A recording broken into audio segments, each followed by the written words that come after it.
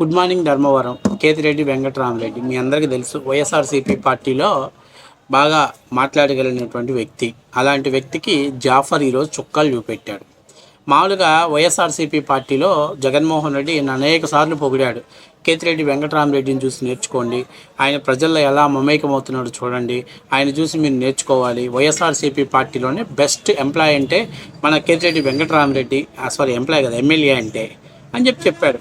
సరే, ఈయన good morning Dharmavaram episode ఏందయ్యా అంటే లోతుగా వెళ్తే, ఈయన వైసీపీ కార్యకర్తలతోటి మంది మార్బలంతో వెళ్ళి తెలుగుదేశం పార్టీ నాయకుల్ని కార్యకర్తల్ని భయపెట్టడం.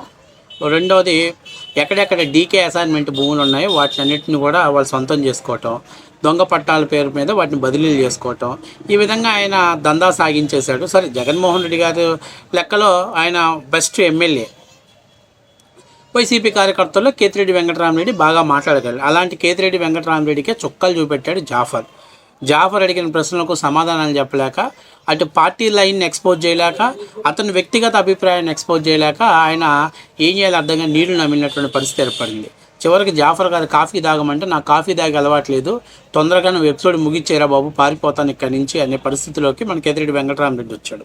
సరే, ఒకసారి ఆయన ఏమడిగాడు, మనోడు ఏం సమాధానం చెప్పాడు ఒకసారి మీరు చూస్తే అర్థమైద్ది వైసీపీ ఎంత దారుణమైనటువంటి పరిస్థితిలో ఉన్నది అనేది ఈ వీడియో చూస్తే మీకు అర్థమైపోయింది. సరే, ఒకసారి చూడండి. వెంకటరామరెడ్డికి ఒక రకంగా చుక్కలు చూపెట్టాడని చెప్పాలి. ఇప్పుడు మీ స్టాండ్ అమరావతికా లేకపోతే 3 క్యాపిటల్కా? సమగ్ర అభివృద్ధి కోసం మేము పోతున్నాము.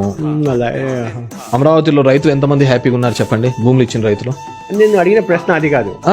అది కాదు నేను అడిగిన ప్రశ్న. మా ఆలోచన అందరూ బాగుండాలి అనేది మా ఆలోచన. ప్రశాంతంగా చాయ్ తాగండి. 3 క్యాపిటల్ సింగిల్ క్యాపిటల్? మా ఆలోచన విధానంలో సింపుల్, ఎగ్జిక్యూషన్ వైజాగ్.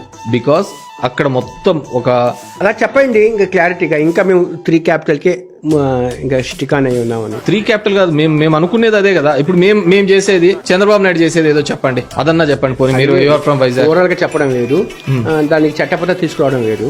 ఇప్పుడు మీరు అధికారంలో రేపు వస్తే మీ క్యాపిటల్ అమరావతి వైజాగ్ తాగండి. ఇప్పుడు అమరావతి చట్టపద్ధతి తీసుకుని వస్తే అమరావతి ఉంటుంది కదా అన్నిటికీ. నాకు అలవాటు లేదండి ఆ ఛాయ్, నాకు లేని ఛాయ్ని మీరు కనిపిస్తున్నారు.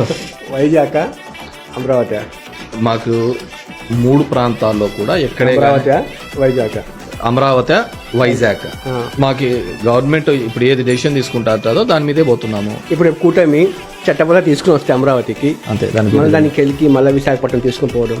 చట్టం ఏది చెప్తుందో దాని ప్రకారం పోవాల్సింది, దాని నుంచి వేరేది ఏంది లేదు. పెద్ద బిగ్ న్యూస్, బ్రేకింగ్ న్యూస్. అమరావతికి సింగిల్ రాజధాని కట్టుబడి ఉంటాం, కేతిరెడ్డి ప్రకటన. బ్రేకింగ్ న్యూస్ అన్న ఒప్పుకుంటే. సో ఇది ఇప్పుడు ఏం చెప్తున్నాడు, ఒక రకంగా అయ్యా మేము 3 రాజధానుల మీద కాన్సెప్ట్లో వెళ్ళాము, బోర్ల పడ్డాం, ఆంధ్రప్రదేశ్ ప్రజలు మమ్మల్ని మెట్టు తీసుకొని పళ్ళు రాలగొట్టారు. అరే బాబు, ఏదైనా ఒక రాజధాని పెట్టుకోండి, అది విశాఖపట్నం పెట్టుకుంటారా, అమరావతి పెట్టుకుంటారా, కర్నూలు పెట్టుకుంటారా, లేకపోతే కడప పెట్టుకుంటారా, ఏదో ఒక రాజధాని పెట్టుకోండి. ఈ 3 రాజధానుల కాన్సెప్ట్ ఏంటి? పిచ్చి కాన్సెప్ట్. ఎవడు పిచ్చోడు చేసే పని ఇది, ఎవడు దిమాకున్నాడు ఎవడు చేయడు ఇది అని చెప్పేసి ఒక స్పష్టమైనటువంటి ఆదేశాల్ని ప్రభుత్వం ప్రజలు మేనేటర్కి ఇచ్చేశారు. ఇప్పుడు వైసీపీ స్టాండ్ నిన్నటిదాకా అమరావతి మునిగిపోతుంది, అమరావతిలో కట్టడాలు పనికిరావు, అమరావతిలో రోడ్లు ఉండవు, ఓన్లీ షిప్పులు పడవలు మాత్రం వేసుకొని వెళ్ళాలని నిన్నటిదాకా వాగిన బులుకు కుక్కలు తలకాయ ఎక్కడ పెట్టుకోవాలో అర్థం కావట్లే. ఎందుకంటే ఆయన అంటున్నాడు అమరావతి రైతులు హ్యాపీగా ఉన్నారా అని. 2019 వరకు కూడా అమరావతి రైతులు హ్యాపీగా ఉన్నారు. ఎప్పుడైతే మీ పాదం పెట్టారో, ఎప్పుడైతే మీరు 3 రాజధానుల కాన్సెప్ట్ తీసుకొచ్చి ప్రజల మీద రుద్దారో ఆ రోజు అమరావతి నాశనం అయింది. అమరావతి రైతులు కన్నీటి పర్వతం అయ్యారు, అమరావతి రైతులు రోడ్లు ఎక్కారు, అమరావతి రైతులు నిరసన చెప్పారు. దానికి కారణం మీ దిక్కుమాలిన చట్టాలు, మీ దిక్కుమాలిన మాటలు, మీ దిక్కుమాలిన వ్యవహారాలు. ఇది వాస్తవమే కదా. అసలు ఎవడైనా బుద్ధున్నోడు, ఎవడైనా దిమాకున్నోడు ఎవడైనా రైతులు స్వచ్ఛందంగా 33,000 ఎకరాలను అందిస్తే అది కాదని చెప్పేసి 3 రాజధానులు, నేను విశాఖపట్నాన్ని అభివృద్ధి చేయాలి, నేను అభివృద్ధి చేయొద్దని అడిగాడా? విశాఖపట్నానికి ఒక 100 కంపెనీలు పెట్టు, ఎవరైనా వద్దన్నారా? విశాఖపట్నంలో ఒక 50 ఐటీ కంపెనీలు తీసుకురా, ఎవడన్నా వద్దన్నాడా? విశాఖ చుట్టూ పరిశ్రమల ఇండస్ట్రీలు తీసుకురా, ఎవడన్నా వద్దన్నాడా? రాయలసీమకు ఒక 50 కంపెనీలు ఎంఓలు గుర్చుకొని పెద్ద పెద్ద కంపెనీలు పెట్టు, ఎవడన్నా వద్దన్నాడా? శ్రీశైలం నుంచి రాయలసీమకు నీళ్ళని తీసుకెళ్ళి హార్టికల్చర్ అండ్ అగ్రికల్చర్ని డెవలప్మెంట్ చేయి, వద్దని లేదు కదా.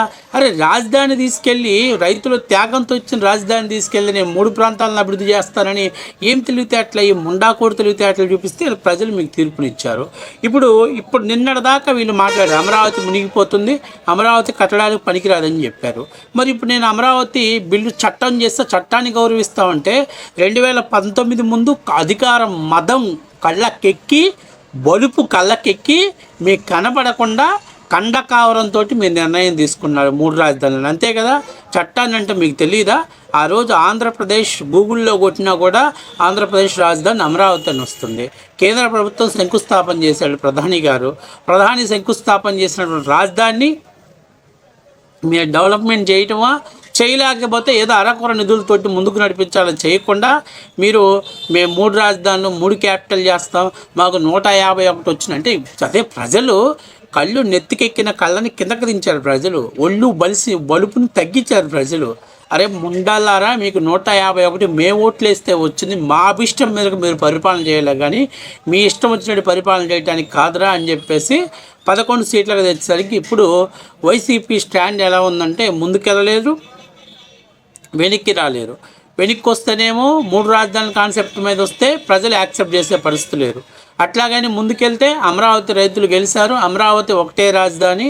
ఇప్పుడు దాకా వైసీపీ దొంగ నాటకాలు ఆడింది, ప్రజల్ని మోసం చేసింది అనేటువంటి మెసేజ్ ప్రజల్లోకి వెళ్ళింది. సో అందుకని చెప్పి ఏం చేయాలో అర్థం కాక రామరెడ్డి కూడా దేనికి చేయగొట్టాలో అర్థం కాని పరిస్థితి. ఎందుకంటే already Sajjala Ramakrishna Reddy statement pass చేశాడు, అమరావతిని మళ్ళీ సరుస్తే మేము డెవలప్మెంట్ చేస్తామని. ఇప్పుడు కేతిరెడ్డి వెంకటరామరెడ్డి కూడా చివరికి అమరావతికి జై కొట్టాడు. ఈ బుద్ధి జ్ఞానం 3 ఏళ్ల కిందట ఏమైంది? 3 క్యాపిటల్ తీసుకొచ్చే ముందు ఏమైంది మీకు? ఒళ్ళు నెత్తికెక్కాయా? ఒళ్ళు బలిసిందా మీకు? ఆ రోజు ఒక ప్రజలు తమ త్యాగంతో 33,000 ఎకరాలను ఇస్తే కళ్ళు కాని రాకుండా మేము అభివృద్ధి చేస్తాం 3 ప్రాంతాల్లో ఎవడొద్దన్నాడయ్యా? విశాఖపట్నాన్ని మేము అభివృద్ధి చేయొద్దన్నావా? రాయలసీమను మేము అభివృద్ధి చేయొద్దన్నావా? రాయలసీమలో కియా పరిశ్రమ పెడితే కియా అక్కడ ఎందుకు పెట్టారు? తీసుకొచ్చి మా కోస్తా జిల్లాల్లో పెట్టమని నెల్లూరు జిల్లాలో ప్లేసులు లేవా? ప్రకాశం జిల్లాలో భూములు లేవా? లేకపోతే గుంటూరులో భూములు లేవా? మరి ఎందుకు పెట్టాం? ఇది మా రాష్ట్రం, ఈ 13 జిల్లాల రాష్ట్రం, అన్ని ప్రాంతాలు డెవలప్మెంట్ చేయాలి. కియా కార్డులు తయారైతే మా రాయలసీమలో తయారైన వల్ల మా ఆంధ్రప్రదేశ్లో తయారయ్యని మీసం మెలేసుకున్నాం. మీరు వచ్చిన తర్వాత అది రాయలసీమలో తయారైంది, ఇది కోస్తాంధ్రాలో తయారైంది, ఇది ఉత్తరాంధ్రలో తయారైందని ప్రజల మధ్య చిచ్చు పెట్టినటువంటి సన్నాసులు మీరు. మీకు జీవితంలో ఇంకా మీకు ప్రజలు ఓట్లు వేసే పరిస్థితిలో లేరు. ఇది వాస్తవ విషయం. ఇప్పటికైనా సిగ్గు తెచ్చుకొని, బుద్ధి తెచ్చుకొని, ఒళ్ళు దగ్గర పెట్టుకొని ఇప్పటికైనా ఆత్మవిమర్శ చేసుకుంటే మంచిగా ఉంటుంది.